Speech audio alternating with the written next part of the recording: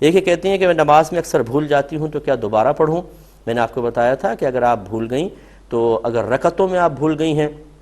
زندگی کا پہلا واقعہ ہو تو نماز توڑ کے دوبارہ پڑھ لیں، لیکن اگر آپ کے ساتھ اکثر ایسا ہوتا رہتا ہے تو کم والی کو اختیار کریں، 2 یا 3 کون سی ہے اس میں آپ کو شبہ ہے تو آپ 2 والی کو اختیار کر لیں، جب اس پہ دل جم رہا ہے تو سجدہ صاحب بھی نہیں، لیکن اگر تذبذب کے عالم میں ہے کہ 2-3 یا 3 2-3 یا 3 تو کم والی کو اختیار کر کے آخر میں سجدہ صاحب کر لیں۔ یعنی ایک تو ہے کہ آپ کو تذبذب تھا 2 ہیں یا 3، دل سے پوچھیں، دل کہے 2 تو 2 ہوں گی، 3 تو 3 والی اختیار کر لیں، سجدہ صاحب نہیں ہے۔ لیکن اگر تذبذب کے عالم میں ہے کسی ایک طرف نہیں جا رہا تو کم والی کو اختیار کر کے چلیں،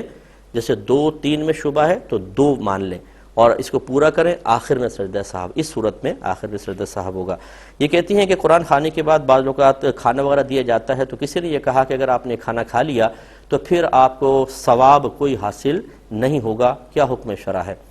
دیکھیں اگر تو قرآن خوانی اسی نیت کے ساتھ کی تھی، قرآن اسی لیے پڑھا تھا کہ پیسے ملیں گے یا کھانا کھایا جائے، کھانا کھاؤں گا، تو پھر تو اللہ تعالیٰ نیتوں کے حال بہتر جانتا ہے، غالب گمان یہ ہے کہ ثواب حاصل نہیں ہوگا۔ یا طے کر لیا تھا کہ بھئی ہم قرآن پڑھیں گے اور اس کے اتنے پیسے لیں گے یا اتنے مٹھائی کے ڈبے دینے ہوں گے، اگر اس طرح طے کر لیا تو ثواب کی کوئی امید نہ رکھیں، بلکہ اس میں گناہ گار بھی ہوں گے۔ اور اگر اللہ کی رضا کی خاطر قرآن پڑھا ہے اور جیسے لوگ آتے ہیں تو چلو مہمان نوازی میزبان کرتا ہی ہے اور اس نے اپنی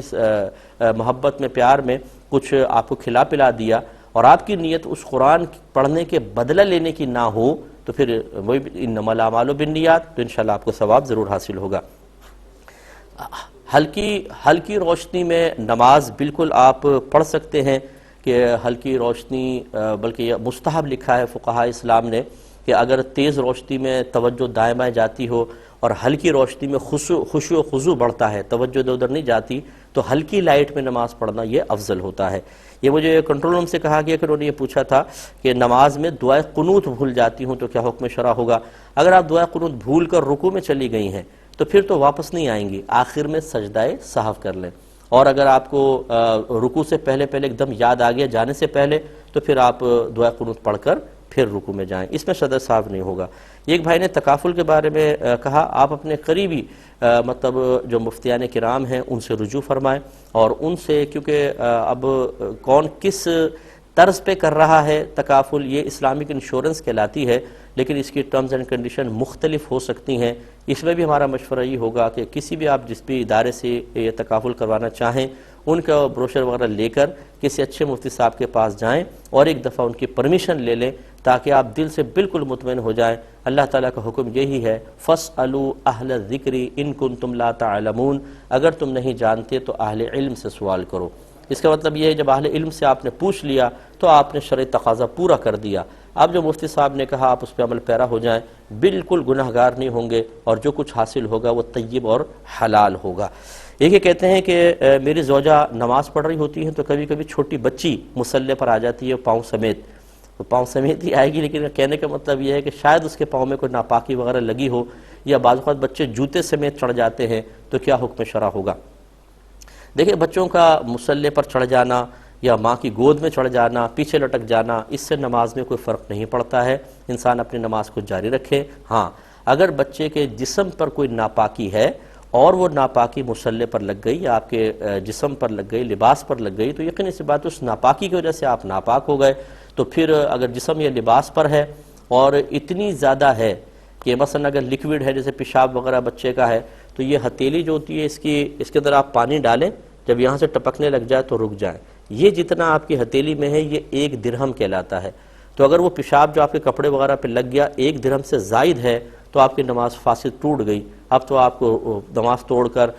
پاک کر کے دوبارہ نماز پڑھنی ہوگی۔ اگر آپ دیکھتے ہیں 1 درہم کے برابر ہے تو نماز کنٹینیو رکھ سکتے ہیں اور آخر میں مطلب بعد میں اس کو پاک کر کے نماز کو دوبارہ لوٹا لیجئے گا، لیکن فرض پورا ہو جائے گا۔ اور اگر 1 درہم سے کم لگی ہے، تھوڑا بہت جیسے آگے ہلکی سی نمی آپ کو دامن میں محسوس ہوئی اور بچہ اٹھ کے چلا گیا، جیسے بیٹھ جاتے ہیں بچے پیمپر سمیت، پیشاب ہوتا ہے اندر تھوڑا سا لیک ہو گیا اور ہلکا سا دھبا لگ گیا جو اس ہتھیلی کی گہرائی سے کم ہے، تو یہ 1 درہم سے کم کہلائے گا، اس کا پاک کرنا سنت تھا۔ آپ اسی طرح نماز پڑھ لیں تب بھی آپ کی نماز ہو جائے گی، ثواب میں تھوڑی کمی ہوگی لیکن نماز ہو گئی، فرضیت پوری ہو گئی اور اس کو لوٹانا بھی واجب نہیں ہے۔ اچھا، اب اگر مصلی پہ بچہ آ کر بیٹھ گیا، وہ ناپاک ہو گیا، تو آپ یوں کر سکتی ہیں، جیسے کوئی بہن ہے کہ تھوڑا سا اپنے ادھر دائیں کو سرک جائیں